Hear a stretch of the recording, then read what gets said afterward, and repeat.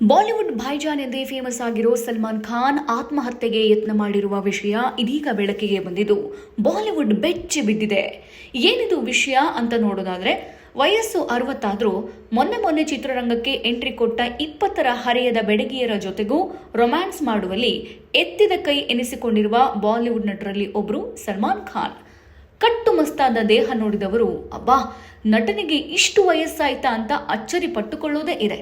ಆದರೆ ಬಣ್ಣದ ಲೋಕ ಹೊರಗಡೆಯಿಂದ ನೋಡುವಂತೆ ಇರೋದಿಲ್ಲ ಎನ್ನುವುದಕ್ಕೆ ಸಾಕ್ಷಿಯಾಗಿದೆ ಸಲ್ಮಾನ್ ಖಾನ್ ಅವರ ಬದುಕು.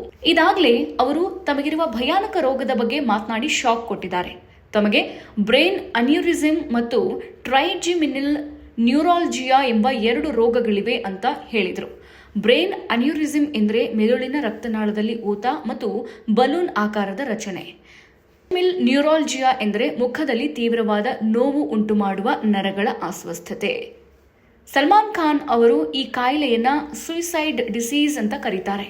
ಸಲ್ಮಾನ್ ಖಾನ್ ಅವರು ನೆಟ್ಫ್ಲಿಕ್ಸ್ನ ದಿ ಕಪಿಲ್ ಶರ್ಮಾ ಶೋಗೆ ಆಗಮಿಸಿದ್ರು. ಈ ವೇಳೆ ತಮ್ಮ ಜೀವನದ ಬಗ್ಗೆ, ತಮಗಿರುವ ಕಾಯಿಲೆ ಬಗ್ಗೆ ಮುಕ್ತವಾಗಿ ಮಾತನಾಡಿದ್ರು.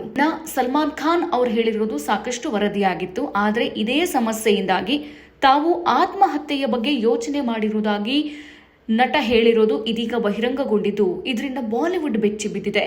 ಜೊತೆಗೆ ಅಭಿಮಾನಿಗಳು ಇದನ್ನು ಕೇಳಿ ದಂಗಾಗಿದ್ದಾರೆ. ಇಂಥ ಸಮಸ್ಯೆಗಳಿಂದ ಹೊರಬರುವುದು ಹೇಗೆ ಎಂಬ ಬಗ್ಗೆ ತಿಳಿಯದೆ ಕೆಲವು ಸಲ ಸಾಯುವ ಹಾದಿಯನ್ನು ತುಳಿಯುವ ಪ್ರಯತ್ನ ಮಾಡಿದೆ. ಆದರೆ ಬೇರೆ ಕಾರಣಗಳಿಂದ ಹಾಗೆ ಮಾಡೋಕೆ ಆಗಲಿಲ್ಲ ಅಂತ ಹೇಳಿದ್ದಾರೆ. ಅಷ್ಟಕ್ಕೂ ಸಲ್ಮಾನ್ ಖಾನ್ ಇನ್ನೂ ಅವಿವಾಹಿತರಾಗಿಯೇ ಉಳಿದಿದ್ದಾರೆ.